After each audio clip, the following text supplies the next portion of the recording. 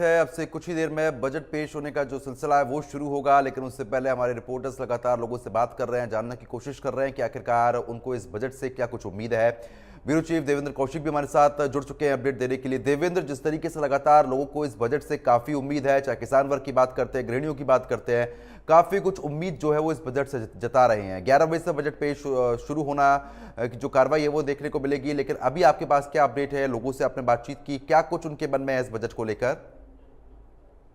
बिल्कुल, देखिए प्रद्युमन, क्योंकि मोदी सरकार के 3.0 का ये पहला बजट है। इससे पहले इंटरिम बजट आया था और इसके बाद में अब ये पूर्ण बजट आ रहा है, तो इसको लेकर तमाम वर्गों की उम्मीदें जरूर होती हैं। आए साल जब भी बजट पेश होता है उससे पहले तमाम वर्ग इस उम्मीद में रहते हैं कि उनको बजट में कुछ ना कुछ फायदा मिलेगा, क्योंकि जो वित्त मंत्री हैं वो महिला है, निर्मला सीतारमण। और चूंकि हम शुरुआत उनसे ही कर लेते हैं, एक महिला से गृहिणी है, उनसे बात कर लेते हैं। कितनी उम्मीदें हैं आपको इस बजट से, क्योंकि महिला वित्त मंत्री खुद आज बजट पेश करेंगी 11 बजे। जी बिल्कुल, हमें पूरी पूरी उम्मीद है, क्योंकि हमारी वित्त मंत्री महिला निर्मला सीतारमण जी हैं, तो हमें तो पूरी उम्मीद है उनसे कि वो हमारा बहुत ध्यान रखेंगी। जैसे मेरा मतलब इस चैनल के माध्यम से उनको यही कहना है कि जो हमारी बेसिक चीजें, बेसिक रिक्वायरमेंट्स हैं, जैसे दालें, सब्जियां, फ्रूट्स, इन सब की जो कीमतें हैं वो स्थिर रहनी चाहिए, ताकि जो निम्न वर्ग के लोग भी हैं वो भी अपनी जरूरतों को पूरा कर सकें। और एक चीज और मैं कहना चाहूंगी, जैसे हमारे लेडीज को सबसे प्रिय होते हैं ऑर्नामेंट्स, गोल्ड ज्वेलरी, तो उसके रेट भी आप देखते हैं कि डे बाय डे बढ़ते चले जा रहे हैं, तो उसके भी अब हमारे लिए तो एक सपना होने लगा है। बिल्कुल, देखिए गोल्ड की ज्वेलरी जितनी भी है उसको सस्ता करने की तो महिलाओं की मांग है, और चूंकि रसोई चलानी होती है उसको लेकर भी उनकी मांग है कि स्तर है जो दाम है। क्योंकि आसान भाषा में चार्टेड अकाउंटेंट हैं, उनसे समझ लेते हैं इस बजट को लेकर के किस तरह का बजट होने वाला है। मेरा नाम सीए दीपक गर्ग है और मैं प्रैक्टिसिंग चार्टर्ड अकाउंटेंट हूँ। मेरी इस बजट से बहुत ज़्यादा उम्मीदें हैं। देखिए, दो बजट होते हैं, एक बजट जो इलेक्शन से पहले का और एक बजट जो इलेक्शन के बाद का। गवर्नमेंट ने जितने भी अपने कमिटमेंट्स किए हैं, जो भी उनका मैनिफेस्टो में जो भी चीज़ रही, उसको आज वो पूरा करने का दिन है, नंबर 1। नंबर 2, एम्प्लॉयमेंट का एक मुद्दा बहुत बड़ा मुद्दा था, जिसके लिए मैं ये उम्मीद करता हूँ कि मैन्युफैक्चरिंग सेक्टर के लिए गवर्नमेंट कुछ ना कुछ रिबेट, कुछ सब्सिडी, कुछ टैक्स में रिबेट देगी, जिससे मैन्युफैक्चरिंग सेक्टर बढ़े। मैन्युफैक्चरिंग सेक्टर बढ़ेगा तो हम कहीं ना कहीं वर्ल्ड में कम्पीट कर सकते हैं, मेक इन इंडिया का जो सपना है उसको पूरा कर सकते हैं, एम्प्लॉयमेंट जनरेट कर सकते हैं, जो जिससे कि एक बहुत आगे देश एक बहुत अच्छी दिशा में जाएगा। और जिस स्पीड से देश की दिशा चल रही है अभी, दशा और दिशा दोनों ठीक चल रही है, जिस स्पीड से देश अभी कंट्री प्रोग्रेस कर रहा है, देखिए आप जितना कैपिटल एक्सपेंडिचर करती है गवर्नमेंट, उससे एक इंफ्रास्ट्रक्चर इंप्रूव होता है। जब भी इंफ्रास्ट्रक्चर इंप्रूव होता है तो डेफिनेटली सभी के पास पैसा आता है और कहीं ना कहीं सभी लोगों को फायदा भी होता है। आज एक इंफ्रास्ट्रक्चर रोड को बात कर लीजिए, आप टेलीकॉम सेक्टर की बात कर लीजिए, टैक्स इंसेंटिव कुछ जरूर आना चाहिए जिससे कि दिशा और अच्छी बने। बिल्कुल, देखिए तमाम वर्गों को उम्मीदें हैं। आप उद्योग चला रहे हैं, उद्योगों को लेकर सबसे ज्यादा, क्योंकि फरीदाबाद भी औद्योगिक नगरी के रूप में जाना जाता है, क्या लगता है आप?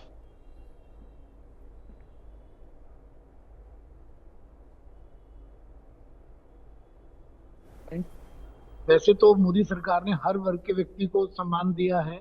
मेरी एक छोटी सी मांग है, यदि कोई भी उद्योगपति, चाहे वो उद्योगपति है, सेल्फ एम्प्लॉयड है, या एहसास हो, देखो ये देश को पैसा दे रहा है, इसको देश सम्मान दे रहा है, तो सिर्फ हमारे छोटे से प्रयास दे रहा है। निश्चित तौर से बड़ी बात कह रहे हैं, क्योंकि टैक्स पेयर हैं, उनके लिए आप जिक्र कर रहे हैं। आप ट्रेडिंग का काम करते हैं, आपको क्या लगता है, क्योंकि एमएसएमई में आप आते होंगे, तो पहले भी सरकार ने इस पे छूट दी। की बात करें तो एक बहुत हालांकि एक्सपेक्टेशन रहती है हमेशा से, और अगर हम ट्रेड वर्क की बात करें तो हमें जो हाशिए पे रखा जाता है हमेशा से, मतलब हम जो खुद महसूस करते हैं, कभी भी सरकार में किसी भी रूप से हमारी भागीदारी किसी प्रकार की सलाह को लेकर के नहीं होती है, तो एक बहुत बड़ी कमी हमेशा करती है। लेकिन जैसे आप हमारा देश है, तो 2047 का जैसे माननीय प्रधानमंत्री जी का एक लक्ष्य है विकसित भारत का, तो गए और हम समझते हैं जिस प्रकार से माननीय मोदी जी ने संसद में कहा कि संसद का काम दाल की नहीं बल्कि देश की चिंता करना है, अपेक्षाएं रहती हैं। लेकिन एक सबसे जो कमी हमेशा महसूस होती है, हर प्रकार के वर्ग को, जितने भी व्यावसायिक वर्ग हैं, चाहे वो हमारे चार्टर्ड अकाउंटेंट दीपक जी ने जैसे कहा, तो इनकी राय बजट से काफी पहले उनको कोई ना कोई एक ऐसी प्रक्रिया निर्धारित कदम बढ़ाने वाली अगर बात है, तो सबके सहयोग और सबकी सलाह से हमें कुछ ना कुछ करना चाहिए। ठीक है, मैं आपके पास लौट रहा हूं देवेंद्र, मैं लौट रहा हूं आपके पास, तुरंत बने रहिए और करनाल का रुख कर लेते हैं। महेंद्र लगातार बने हुए हैं। महेंद्र, जिस तरीके से लोग अपनी अपनी राय दे रहे हैं, उनको क्या कुछ उम्मीदें हैं, किसमें वो चाहते हैं बढ़ावा हो, किसमें चाहते हैं घटावा हो, ये सब चीज उनकी तरफ से बताई जा रही है। आपके पास भी आम लोग मौजूद हैं, उनसे और जानने की कोशिश कीजिए, जो 11 बजे बजट पेश होना है उससे पहले और क्या कुछ उम्मीद वो लोग जता रहे हैं। जी बिल्कुल, देखिए करनाल की बात की जाए, करनाल को धान का कटोरा कहा जाता है। इसे यहाँ के किसानों को एक बड़ी आमदन जो है वो धान की खेती से होती है और इस बार धान का सीजन भी है। क्या लगता है कि सरकार को अब की बार जब वो 11 बजे बजट पेश करेगी तो की थी और अब बिक रही है 2500 रुपए। ऐसा क्यों? महंगाई बढ़ी, लागत बढ़ी, हर चीज बढ़ी, ठेका बढ़ा, परंतु एमएसपी की वजह से सारा ट्रेड बैठ गया, व्यापारी सेलर नुकसान में चले गए। आपको क्या लगता है कि क्या हो सकता है इस बार के बजट में? आप आम लोगों को बजट में आम आदमियों के लिए तो यही हो सकता है, जो सरकार को हमारी तो प्रार्थना है कि भाई जिम्मेदारों के बारे में सोचे और व्यापारियों के बारे में सोचे। हमारी पुरानी कई वर्षों से 2% कर दिया गया है और हमारा अनुरोध है कि भाई प्रधानमंत्री जी से भाई इसको हमारा भी बच्चे हैं, परिवार है जिसका हम अपना लालन पोषण कर सके।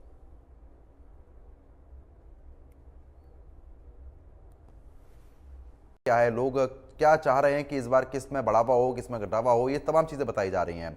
आपके पास भी कई सारे लोग मौजूद हैं, आपने भी बात करने की कोशिश की, उनसे और जानने की कोशिश कीजिए कि फिलहाल इस बजट से उनको क्या कुछ उम्मीदें हैं।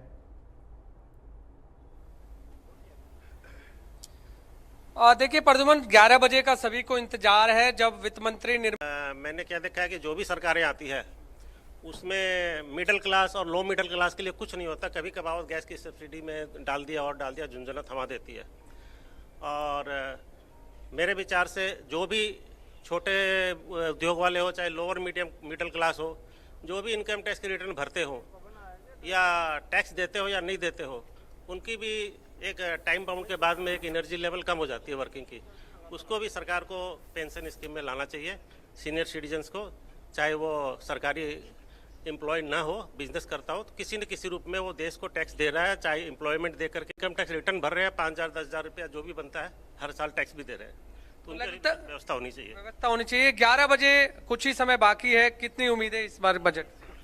इस बजट से तो मैं क्या बोलूँगा अपनी राय, क्योंकि बजट आ चुका है, आने वाला है। लेकिन मैं एज ए सिविल इंजीनियर ये कहना चाहता हूँ कि वैसे तो मोदी सरकार ने पहले से स्मार्ट सिटीज़ की बात की थी, लेकिन मुझे नहीं लगता कि अभी कोई परफेक्ट स्मार्ट सिटी आ पाया है। लेकिन जो मेट्रोपॉलिटन सिटीज़ अभी हैं एग्जिस्टिंग, उनमें प्रॉपर ड्रेनेज का इंतजाम जरूर करें बरसात के टाइम पे। इसलिए मैं कह रहा हूँ कि यहाँ पे जैसे ही एक बारिश पड़ती है सारा जलमग्न हो जाता है, तो इससे बेटर है कि वो अंडरग्राउंड इनोवेटिव टाइप की ड्रेनेज सिस्टम वो करें, प्रबंधन करें। और उसका वाटर ट्री प्लांट से नहीं बनाया गया मेट्रो, तो कम से कम इस चीज़ का नेक्स्ट बजट में रख सकती है। ऐसा नहीं है, डेवलप्ड कंट्री होने जा रहे हैं तो ये अरेंजमेंट करना चाहिए। बिल्कुल, मेट्रो सिटी पर ध्यान देना चाहिए। आपको क्या लगता है, क्या उम्मीद रख रहे हैं आप? मैं एक और विषय उठाना चाहता हूँ। जैसे हमारे देश में हर तरह की मतलब व्यवस्था है। हमारा आधा देश सूखे में रहता है और आधा देश बाढ़ में रहता है। तो श्रद्धेय प्रधानमंत्री, पूर्व प्रधानमंत्री, स्वर्गीय प्रधानमंत्री अटल बिहारी वाजपेयी ने नदियों को जोड़ने का विषय, नदियों को जोड़ने पर ज़्यादा ध्यान दिया जाए तो हमारा काफ़ी जो सूखाग्रस्त क्षेत्र है उसमें अच्छी व्यवस्था होगी। और जो पानी वेस्ट चला जाता है, जहाँ बाढ़ आती है, कई महीने बाढ़ की स्थिति में रहते हैं लोग, तो उससे भी देश का और सरकार का पैसा बचेगा जो कहीं और इन्वेस्ट किया जा सकता है। देखिए बिल्कुल प्रद्युमन, अक्सर हम देखते हैं कि जब भी हम बजट पर लोगों की राय लेते हैं तो वो शिक्षा, स्वास्थ्य, रोजगार, इन मुद्दों पर ज्यादा बातचीत करते हैं। ठीक है, मैं लौटूंगा आपके पास गुलशन, मैं लौटता हूं, तुरंत बने रहिए। और देवेंद्र कौशिक हमारे ब्यूरो चीफ लगातार बने हुए हैं फरीदाबाद से। देवेंद्र, जिस तरीके से आप भी लोगों से बात कर रहे हैं, उनके मन को और टटोलिए और जानने की कोशिश कीजिए कि आज बजट जो पेश होना है उसमें क्या कुछ और उम्मीदें वो लोग जता रहे हैं, क्या कुछ अच्छा हो सकता है इस बजट में, उनसे एक बार बात करने की कोशिश कीजिए। बिल्कुल प्रद्युमन, सीधी बात कर लेते हैं। क्योंकि ज्वेलरी की बात आई थी महिलाओं की तरफ से कि ज्वेलरी सस्ती हो, और लेकिन साथ साथ में किचन का जो सामान है वो भी सस्ता हो। इसके अलावा और क्या लगता है आपको, चूंकि बच्चों की पढ़ाई लिखाई का भी हिसाब किताब आप ही रखते होंगे, या बाकी और तमाम चीजों को कैसे देख रही हैं? एजुकेशन की बात की जाए तो स्कूल्स की फीस तो है ही है, साथ में क्या होता है कि कोचिंग सेंटर से ये अपील है कि कुछ तो एक दायरा जो फीस का है वो एक लिमिटेशन होनी चाहिए कि भाई हाँ, इससे ऊपर फीस नहीं जानी चाहिए। मतलब तो ये चीजें बड़ी ध्यान रखने वाली चीजें हैं। एक ये हेल्थ डिपार्टमेंट की बात हो गई, हेल्थ सेक्टर की बात हो गई। आज एक डॉक्टर को दिखाने जाते हैं तो सबसे पहले वो हाथ लगाना तो दूर की बात है, पहले कह देते हैं कि हाँ जी ये टेस्ट कराओ, तो दोहरी मार पड़ गई, और उसकी डॉक्टर्स की फीस भी और उधर टेस्ट की फीस भी। तो ये चीजें जो होती हैं यही हमारे बजट पे सारा इफेक्ट करती हैं, तो लेडीज की कोई सेविंग ही नहीं हो पाती है। तो मेरी यही अपील है कि इन सब चीजों को थोड़ा ध्यान रखा जाए और उसी अकॉर्डिंग बजट बनाया जाए। बिल्कुल, देखिए तमाम सेक्टर्स की बात महिलाओं की तरफ से भी की जा रही है, हेल्थ की बात हो, एजुकेशन की बात हो, किचन के साथ साथ में चूंकि आप जिक्र तमाम चीजों का कर रहे थे, मैन्युफैक्चरिंग सेक्टर का भी आप जिक्र कर रहे थे, इसके अलावा इसके इतर और क्या लगता है आपको कि क्या चीजें होनी चाहिए? देखिए, पिछले बजट के अंदर 11,11,11,000 करोड़ रुपए का एक आउटले रखा गया था फॉर द हाउसिंग प्रोजेक्ट्स। सरकार की एक स्कीम थी कि भाई जो एक सोशल वेलफेयर स्कीम जो है वो कंटिन्यू रहनी चाहिए। एम्प्लॉयमेंट का जनरेशन बहुत इंपॉर्टेंट चीज़ है और ये एम्प्लॉयमेंट सिर्फ एक मैन्युफैक्चरिंग सेक्टर से हो सकता है। देखिए, गवर्नमेंट वैकेंसीज बहुत ज़्यादा नहीं होती हैं और हर एक आदमी गवर्नमेंट जॉब चाहता है, बट चूंकि प्राइवेट सेक्टर के अंदर ओपन अप होएगा तो इकोनॉमी भी बहुत अच्छा ग्रो करती है। और एक एम्प्लॉयमेंट जनरेट होने से ना आप देखिए कि जितने भी पैसा उसको एज ए सैलरी जाएगा वो उसको कहीं ना कहीं स्पेंड करता है और स्पेंड करने के बाद वो दोबारा से इकोनॉमी में आता है। लास्ट ईयर जो बजट आया था उसके अंदर न्यू रिजीम और टैक्स ओल्ड रिजीम, दो आज की डेट में टैक्स के रिजीम चलते हैं। न्यू रिजीम के अंदर उन्होंने सारी डिडक्शन को खत्म किया। गवर्नमेंट का मकसद ये था कि भी जो भी हम टैक्स के रिजीम को लेके आ रहे हैं उसमें ये है कि भी मैक्सिमम पैसा उस केस में कम कर दिया। टैक्स का रेट कम करने से काफी लोगों ने उसको न्यू स्कीम को ऑप्ट किया, जिससे लोगों के पास ज्यादा पैसे जाना स्टार्ट हुआ क्योंकि टैक्स भी कम हो गया और उन्होंने इन्वेस्टमेंट भी नहीं की, तो वो एक कहीं ना कहीं पैसा दोबारा से सर्कुलेशन में आता है। तो ये चीजें कंटिन्यू होनी चाहिए, लेकिन थोड़ा सा मैं ये भी चाहूंगा कि अभी स्लैब जो है 5% मतलब 3 लाख से 6 लाख, 6 लाख से 9 लाख एम्प्लॉयज को बेनिफिट मिले। इसके अलावा आप और क्या उम्मीद देख रहे हैं इस बजट से, क्योंकि 11 बजे बजट पेश होगा संसद में? देखिए, मोदी जी के नेतृत्व में देश प्रगति की ओर अग्रसर है। चाहे वो लघु उद्योग है, उसमें उस इलाके की जो भी एसोसिएशन है उनसे पूछ करके जी आपके एरिया से हमें 10 करोड़ रुपए का रेवेन्यू जनरेट होता है, हम 2.5 करोड़ रुपए खर्च करना चाहते हैं, ये आपके सड़क पर करें, सीवर पर करें, आपके एम्प्लॉयमेंट पर करें, कहाँ आपको क्या मदद चाहिए सरकार से, उस एसोसिएशन से पूछकर यदि हम वहाँ पैसा खर्च करेंगे तो सरकार का रेवेन्यू भी बढ़ेगा, लोगों में एक प्रतिस्पर्धा की भावना बढ़ेगी कि हम अपना काम बढ़ाएं। हमारे सीए साहब ने एक बड़ी अच्छी बात कही थी कि सुनील जी, कोई भी व्यक्ति जो ज्यादा टैक्स भरता है वही आपको देश में ऊंचे स्थान पर मिलेगा। तो आप कभी भी ये ना सोचें कि हम टैक्स बचा के कुछ प्राप्त कर पाएंगे। जो जितना ज्यादा टैक्स देगा वो उतना ज्यादा तरक्की करेगा, लेकिन हमें उनको अट्रैक्ट करना पड़ेगा अपनी तरफ। जितना ज्यादा टैक्स पेयर होंगे उतना ज्यादा जो हमारी दर है टैक्स की वो कम होती जाएगी। उसको करने के लिए सरकार को कुछ ना कुछ करना पड़ेगा। देखिए, जो व्यक्ति मकान बनाता है वो उसमें किराया नहीं देता है, तो हमारे देश में कुछ इस तरीके का है कि आप टैक्स भी ज्यादा दे रहे हैं, आपको टोल भी हर जगह देना है। यदि हमारे टैक्स से टोल और सड़कें बन रही हैं तो लोगों को फील आनी चाहिए कि ये 10 लाख से ऊपर टैक्स पे कर रहा है, इसका टोल फ्री है। देखिए, समानताओं और समताओं की बात सामने आ रही है कि जहां से रेवेन्यू जनरेट हो रहा है वहीं खर्च हो उसका कुछ परसेंटेज। आप भी मानते कि ऐसा हो या संभव है क्या? एक बड़ी पुरानी कहावत है, हम चाणक्य जी की एक कहावत कही जाती है कि एक सरकार। चलिए ठीक है, बने रहिए आप हमारे साथ। करनाल का रुख कर लेते हैं। महेंद्र लगातार बने हुए। महेंद्र, जिस तरीके से लगातार हम लोग जानने की कोशिश कर रहे हैं कि लोगों को क्या कुछ उम्मीद है इस बजट से, क्योंकि पूरे देश की निगाहें इस बजट पर है, आपके पास भी आम लोग मौजूद है, उनसे और जानने की आप कोशिश कीजिए। बिल्कुल प्रद्युमन, देखिए हरियाणा जो है चुनावी राज्य है। इस साल हरियाणा में चुनाव होने हैं, तो ऐसे में केंद्र की बजट पर जरूर यहाँ हरियाणा के लोगों की निगाहें हैं कि वो ये जरूर जानना चाहेंगे कि शायद केंद्र सरकार का पिटारा हरियाणा के लिए खुलेगा। आपको क्या लगता है कि चुनाव को देखते हुए हरियाणा के लिए कुछ विशेष रखा जाएगा? सरकार को रखना चाहिए, चुनाव साल है, सरकार से हमारा निवेदन है हरियाणा को बढ़िया से बढ़िया पैकेज देना चाहिए, बढ़िया से बढ़िया काम करना चाहिए, और इस महंगाई पे भी रोक लगानी चाहिए। जो दालें हैं 160 रुपए, 200 रुपए, आलू, प्याज, टमाटर, सभी चीज महंगी है। महंगाई पे भी फोकस करना चाहिए सरकार को। महंगाई बहुत ज्यादा हो रही है, खाने का तेल बहुत महंगा है जी। बैंक में भी आजकल ज्यादा सिस्टम चला हुआ है। सरकार ने पीछे एक आदेश पारित किया था भी कोई भी आरटीजीएस का खर्चा नहीं लगेगा, अब बैंक वाले उसको वसूल रहे हैं। कई बैंक सरकार ने कहा अभी सेविंग अकाउंट से फार्मर 20 लाख रुपए एक साल में निकाल सकता है, चाहे वो एक मुश्त निकाले चाहे थोड़े थोड़े करके निकाले। कई बैंक में तो ये सुविधा है कि भाई पूरे पैसे एक मुश्त निकाल लेता है किसान। कई बैंकों ने कैपिंग लगा रखी है, भाई 1 लाख रुपए महीना ही निकालेंगे, वो साल में 12 लाख निकले। किसान इस बात से भी परेशान है। किसान कभी उस खाते में डाल के कभी उस खाते में डाल के ऐसे करके किसान अपने पैसे निकालता है। किसान को इतनी समझ नहीं है भाई, चेक से कहीं पेमेंट उससे कोई लेता नहीं, कैश पेमेंट लेते हैं किसान से। तो किसानों के लिए बैंकों में भी ये सुविधा करनी चाहिए। तो बिल्कुल किसानों के लिए बैंकों में भी सुविधा करनी चाहिए। अभी क्या लगता है कि आम लोगों को क्या उम्मीदें हैं? क्योंकि जब बजट पेश होगा तो जाहिर सी बात है, हर कोई ये तलाशता है कि इस बजट में मेरे लिए क्या है। यही है, महंगाई बिल्कुल महंगाई कम होनी चाहिए कि रसोई का बजट बिगड़ गया है लोगों का। खाने की जो मांदे हो जाए फिर क्या करेगा? जब इतनी महंगाई हो जाएगी तो खाने की दिक्कत होगी। तो हर एक आदमी ये वो उम्मीद करता है गवर्नमेंट इसमें हर चीज के दाम चीजों में दाम ज्यादा बढ़े। ये दाम जो है सब्जियों में बहुत दाम उनसे हैं। आलू 50 रुपए किलो हो गया, प्याज 50 रुपए किलो हो गया, और हर सब्जी तेज है। हर दालें, वो समझो चावल में चावल क्यों मंदा है, बाकी हर चीज तेज है जो आदमी का। बिल्कुल प्रतिबल, देखिए महंगाई को लेकर लोगों की शिकायत है कि बजट में ऐसे प्रावधान रखा जाए जो चीजों के रेट बढ़ रहे हैं वो स्थिर हो और कुछ कम हो, ताकि लोगों को राहत मिले। जी बिल्कुल, क्योंकि देखिए जिस तरीके से आपने भी बताया और लगातार हम देख भी रहे हैं कि किसानों को भी इस बजट से काफ़ी कुछ उम्मीदें हैं, क्योंकि किसान जिस तरीके से एक तरफ नाराज़ भी चल रहे थे, अब उनको बनाने के भी प्रयास किए जाएंगे। आपके पास और भी लोग हैं, उनसे भी बात और कीजिए कि किसानों के लिए क्या कुछ राहत हो सकती है इस बार। किसानों को क्या कुछ उम्मीदें हैं? क्योंकि हमारे यहाँ किसान विरोध भी कर रहे हैं, लगातार अपनी मांग भी रख रहे हैं। अब बजट में ऐसा क्या हो सकता है, क्योंकि हरियाणा के किसानों पर सरकार फोकस भी करेगी? बस जमींदारों को सबसे पहले एमएसपी का ही मुद्दा है उनके दिमाग में, क्योंकि जो जीरी इस बार आ रही है बहुत मंदी बिक रही है।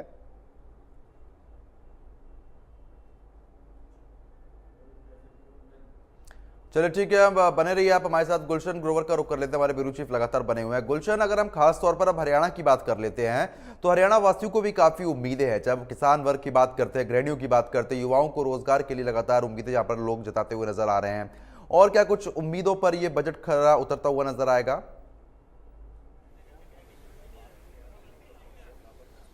प्रद्युमन, आपने बिल्कुल ठीक कहा कि अनएम्प्लॉयमेंट एक बड़ा मुद्दा है, महंगाई एक बड़ा मुद्दा है।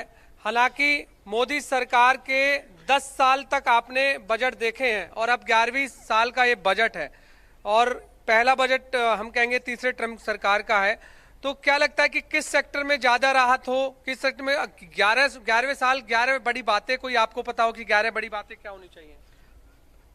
सबसे मुख्य मुद्दा तो शिक्षा, स्वास्थ्य और इंफ्रास्ट्रक्चर सबसे इम्पोर्टेंट है। इससे हमारे रोजगार भी पैदा होते हैं और जीडीपी बढ़ती है, पैसा बढ़ता है, हर चीज खुशहाल होती है हमारी।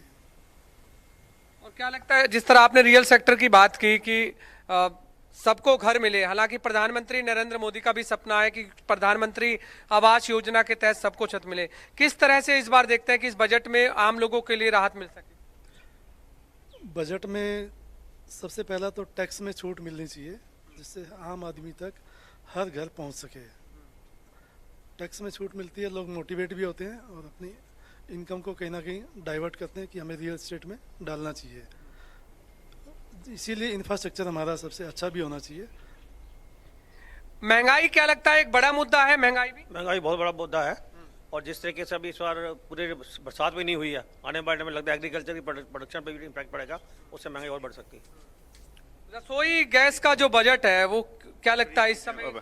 फ्री चीज़ों के बारे में बताता हूँ। देखिए, मोदी साहब ने, जैसे आपने 10 साल पहले बोला, तो 10 साल बोला भाई हम जो इंडिया है वर्ल्ड पे राज करेगा। उसका जो मेन उन्होंने पीछे बताया भी हम युवा हैं, 35 साल की सबसे ज़्यादा वर्ल्ड में जो स्ट्रेंथ है वो हमारे पास है। अब एक चीज़ जैसे मैंने बाइट्स तो दे दी, पर ये बताना चाहता हूँ जो फ्री की चीज़ें हैं, जैसे मेरी इंडस्ट्री है, इस बार पहली बार हुआ है वहाँ पर मतलब हमें मैन पावर मिल नहीं रही है। अब जो मैन पावर मिल रही है वो क्या है, बीच में हर महीने चले जाती है अपना जो फ्री माल है वो लेने के लिए, और उसको जो अकाउंटेबिलिटी थी इतने 10-10 साल पुराने लोगों की, वो अकाउंटेबिलिटी खत्म होती जा रही है। तो मेरी हाथ जोड़ के गवर्नमेंट से उम्मीद वो है रिक्वेस्ट। चलिए ठीक है गुलशन, मैं रोकना चाहूंगा आपको। गुलशन, आपका भी बहुत बहुत शुक्रिया। और देखिए लाइव तस्वीरें आ चुकी है, आपको बता रहे हैं वित्त मंत्री निर्मला सीतारमण यहाँ पर मौजूद हैं, राष्ट्रपति द्रौपदी मुर्मू यहाँ पर मौजूद हैं। उनका मुंह मीठा कराया जा रहा था क्योंकि आज बजट पेश होना है। और आपको बता दें कि अब से कुछ ही देर बाद लगभग 1 घंटे का समय और शेष रह गया है, उसके बाद बजट का पिटारा खुलेगा। अब देखने वाली बात यह रहेगी कि क्या कुछ खास इस बजट में रहने जा रहा है, क्योंकि 7वीं बार बजट पेश करेंगी निर्मला सीतारमण।